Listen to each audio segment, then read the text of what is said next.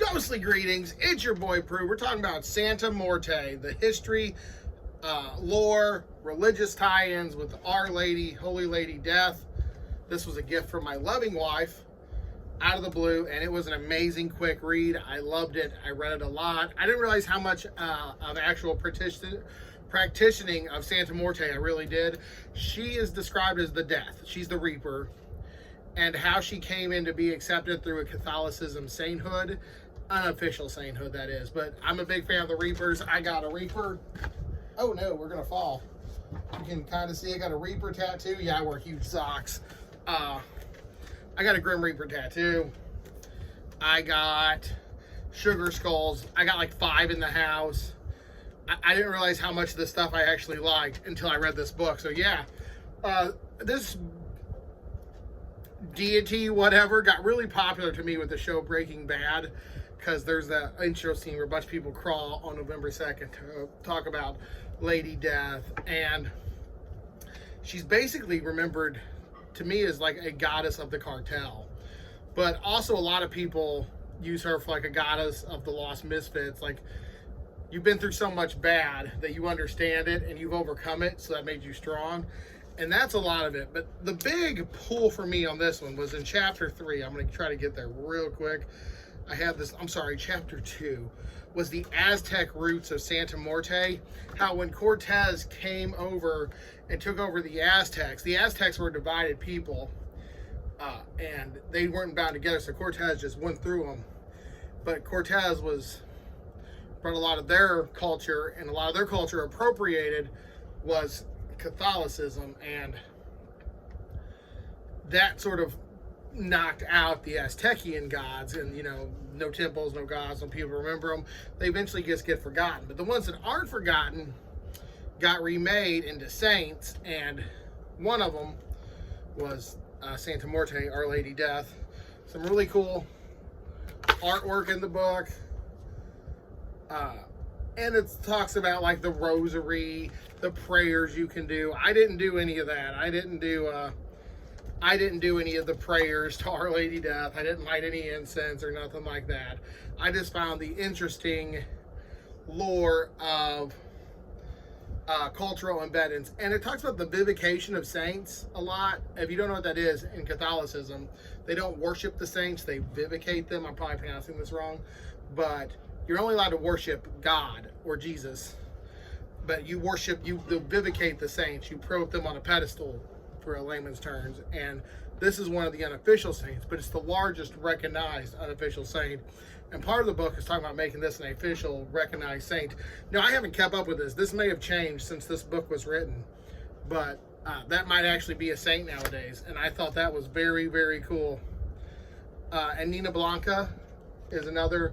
It's basically an Aztec South American folklore about the Grim Reaper, and could possibly be the first outlook of the Grim Reaper from a female feminine stance, kind of like the triple goddess in Celtic mythology, but this is a much darker, deeper side with Santa Morte and Santa Blanca. And I apologize if I'm screwing any of this up. I just read the book and I don't know how to pronunciate these names quite well. This was a fast, awesome, fascinating read. I'm always into stuff like that, different cultural opinions and different religious and how they sort of mesh. And a lot of things I really found interesting was other cultures besides that one. That's just the one that I really enjoyed. Was there's always been a death, and how similar they are. Hell in Viking mythology, of course, my Nordic ass would know that. But they all have death, and a lot of them represented as a female. And I find that odd, because to me, females would be live, because you're birthed from a female. But in a lot of cultures, it's death. Because they got married. No, I'm playing. Don't, Brittany, don't watch this. But no, I thought this was an incredibly fun, fascinating read about the history and the lore of Santa Morte. If this is something you're interested in, I would highly recommend this book by Tracy Rowland. I don't know where my wife got this, but it was a little expensive, like $20. So, but it's totally worth it. It was a fun, quick read. I went through this slow because I didn't want to burn through it and get overabundance with information. I even researched stuff that I looked up and read in the book. to see how accurate it was, and a lot of it is. Now, I don't view this from like a spiritual Wiccan, spiritual ghost hunter standpoint or nothing. I view this is a fun, awesome read. I didn't realize how much qualities of this particular branch of religion that I implemented in my everyday life. Because in my personal religion is quite weird. Basically, I take parts of religions that I like, and I came up with a set of principles that sort of fit me. Because it's like, oh, I love Christianity, but the Christianity around here, the people say animals don't have souls, and I just cannot believe that. I don't know what it is. That I'm just like, nope. My cat definitely has her own personality. My wife and I have two cats. I say the girl cat is mine, the boy cat is hers, because they've kind of taken after both of us. And I can totally know that those have personalities. And yeah, so to me, animals have souls. So I pulled that from Nordic paganism. And I really like the everything comes back, so Wicca, and I take part. So my religion that I've made for myself is like a goddamn shepherd's pie of religions. And I'm going to definitely implement several elements of this into it, because there's several beliefs in here that I just found really, really beautiful. And it's like the death welcomes everyone, no matter how bad or how good. And she's just always there. And I was like, that's really beautiful. I really appreciated this read. I did. It definitely hit home. I will read more on Santa Morte or death, and I've always liked Grim Reapers. I'm just a weird kid. I could look at like Grim Reaper statues a lot. But thank you, and this has just been a weird review talking about this particular book on religions. And please, no one get offended. No one get mad. No one's like, blah, blah, blah, blah, blah, religion. Religion's a hard thing to talk about. Spirituality is an even harder thing to talk about, because at least religion has a real spirituality. It's like, hey, this is just what I do, and it works for me.